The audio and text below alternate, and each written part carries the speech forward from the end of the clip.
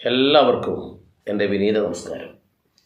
പ്രിയ കുടുംബാംഗങ്ങളെ, ഇന്ന് ഞാൻ നിങ്ങൾക്ക് മുന്നിലേക്ക് വന്നിരിക്കുന്നത് ഒരുപടി ആൾക്കാരുടെ ദുഃഖശമനത്തിനായിട്ട് പ്രവർത്തിക്കുന്ന മറ്റൊരു മഹാക്ഷേത്രം എന്ന് പറയുമ്പോൾ ക്ഷേത്രം വളരെ ചെറുതാട്ടോ.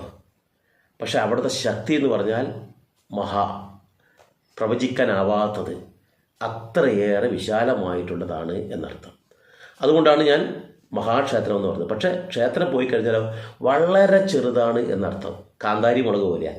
കാന്താരി മുളക് എന്ന് പറഞ്ഞാൽ വളരെ ചെറുതാണ്, പക്ഷെ നല്ല എരിവും പുകച്ചിലൊക്കെ ഉണ്ടാവും. അതാണ് ഈ ക്ഷേത്രത്തിൻ്റെ പ്രത്യേകത.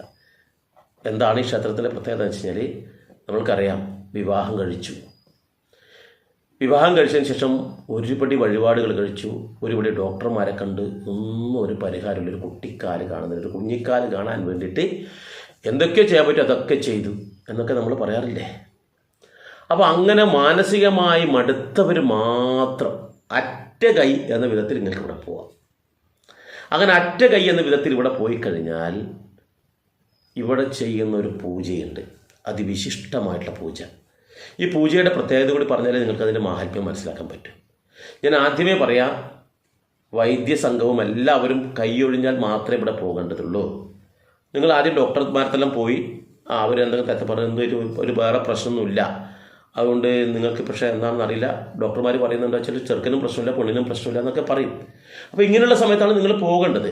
മാത്രമല്ല, വിശ്വാസമില്ലാത്ത ഒരാളും ഇവിടെ പോകരുത്, അതാണ് പ്രധാനം.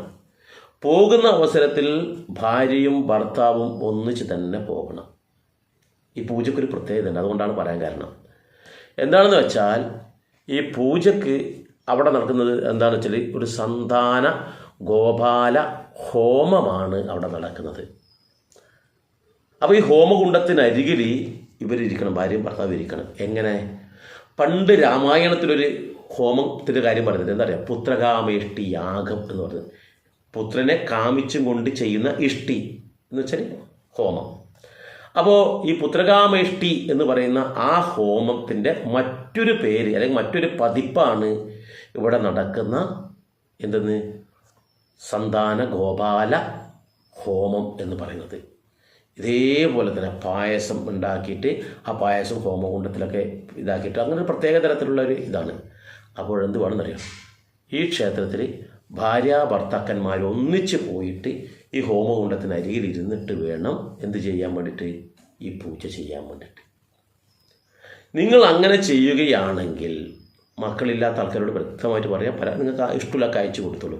ചെയ്യുകയാണെങ്കിൽ 100% ക്ഷേത്രം ഭാരവാഹികൾ പറഞ്ഞാൽ അവിടെ വന്നിട്ടുള്ള നിരവധി ആൾക്കാരുണ്ട്. എൻ്റെ അറിവിൽ തന്നെ പല ആൾക്കാർക്കും അവിടുത്തെ അനുഭവമുണ്ട്. ഇപ്പം സമീപകാലത്താണ് ആ ക്ഷേത്രത്തിലെ ചൈതന്യത്തെക്കുറിച്ച് ഞാനും പറയുന്നത്.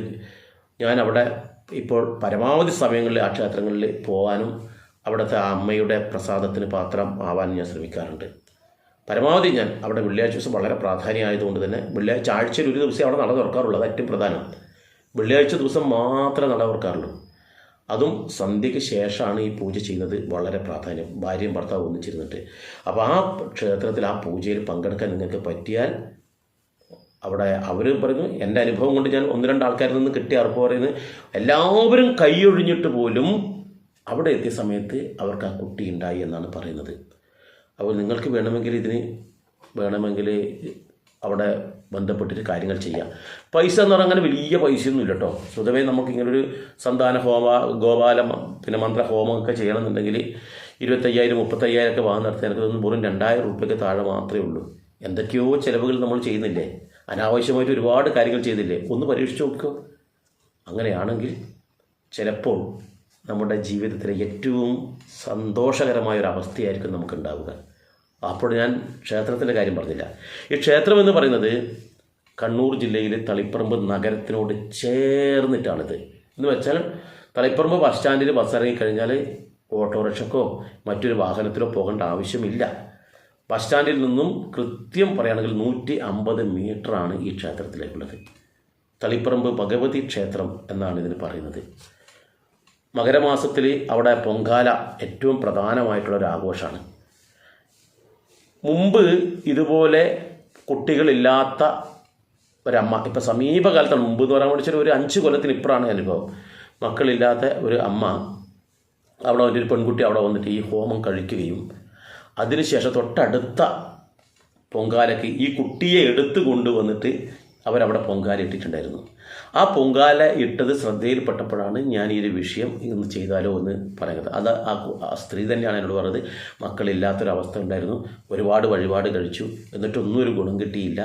അവസാനം ഞാൻ ഒരു ഇതുകൊണ്ട് ഇവിടുത്തെ ക്ഷേത്രത്തിൽ തൊഴാൻ വേണ്ടി വന്ന സമയത്ത് ഇവിടുത്തെ ക്ഷേത്രത്തിൻ്റെ അധികാരികളാണ് എന്നോട് പറഞ്ഞത് ഇങ്ങനെ ഒരു ഇതുണ്ട്, വേണമെങ്കിൽ ചെയ്തു നോക്കുമെന്ന് പറഞ്ഞു. ചെയ്തു നോക്കിയപ്പോൾ ഫലം കിട്ടി. അപ്പോൾ ആ അമ്മയ്ക്ക് മുന്നിൽ ആ കുട്ടിയും കൊണ്ട് പൊങ്കാല ഇടുക അതൊരു ശ്രേഷ്ഠമാണെന്ന് തോന്നിയുകൊണ്ടാണ് ഞാൻ ഇത്തവണ വന്നതെന്നാണ് അവരെന്നോട് പറഞ്ഞത്. അതാണ് ഈ ഒരു വീഡിയോ ചെയ്യാനും എനിക്ക് ഇടയായിട്ടുള്ളത്. അപ്പോൾ മക്കളില്ലാതെ കഷ്ടപ്പെടുന്ന, ബുദ്ധിമുട്ടുള്ള, ദുഃഖത്തിലുള്ള ആ അമ്മമാർക്കും കുടുംബത്തിനും ഒരു സഹായമാകട്ടെ എന്ന് കരുതിയാണ് ഞാൻ ഈ വീഡിയോ ചെയ്യുന്നത്. അപ്പോൾ നിങ്ങൾക്ക് ഈ കാര്യങ്ങൾ പറയുമ്പോൾ പെട്ടെന്ന് ഗുണം കിട്ടണമെന്നുണ്ടെങ്കിൽ അല്ലെങ്കിൽ മനസ്സിലാവണമെന്നുണ്ടെങ്കിൽ നിങ്ങൾക്ക് ബന്ധപ്പെടണമെന്നുണ്ടെങ്കിൽ ഞാൻ ആ ക്ഷേത്രത്തിൻ്റെ ഫോൺ നമ്പർ താഴെ ഇടാം.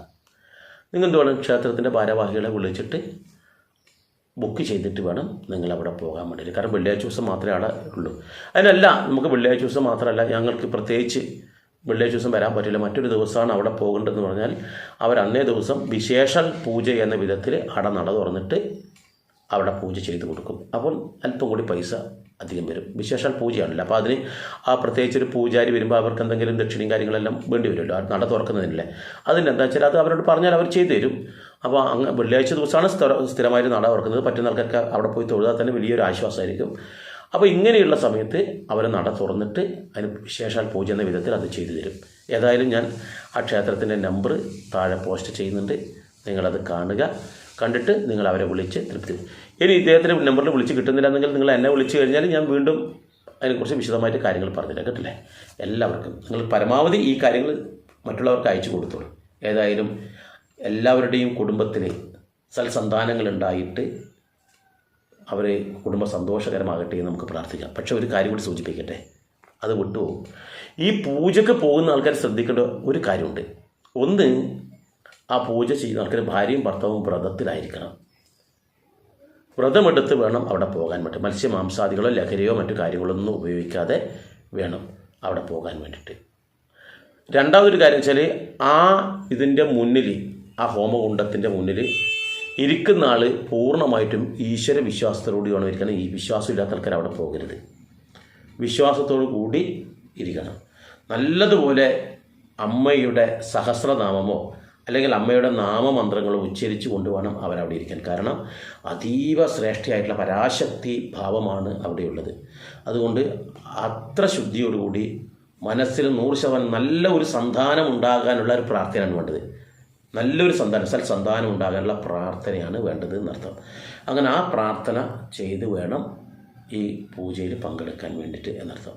നമ്മൾ വെറുതെ അല്ല ഈ കർമ്മം നടന്നുകൊണ്ട് പുത്രകാമേഷ്ടി പറയുന്ന പോലെ തന്നെ ഈ സന്താന ഗോപാല ഹോമം നടന്നുകൊണ്ടിരിക്കുമ്പോൾ തന്നെ നിങ്ങൾ നല്ലതുപോലെ പ്രാർത്ഥിച്ചും കൊണ്ട് വേണം അവിടെ ഇരിക്കാൻ. കുട്ടിയെക്കുറിച്ചുള്ള പ്രാർത്ഥന, നല്ല ഒരു സൽസന്താനം എങ്ങനെയായിരിക്കണം എന്നുള്ള സങ്കല്പം നിങ്ങളുടെ ആ പ്രാർത്ഥനയിൽ ഉണ്ടാവണം എന്നർത്ഥം. ഏതായാലും മറ്റൊരു വീഡിയോയുമായി ഞാൻ മറ്റൊരു അവസരത്തിൽ വരാം. എല്ലാവർക്കും നന്ദി, നമസ്കാരം.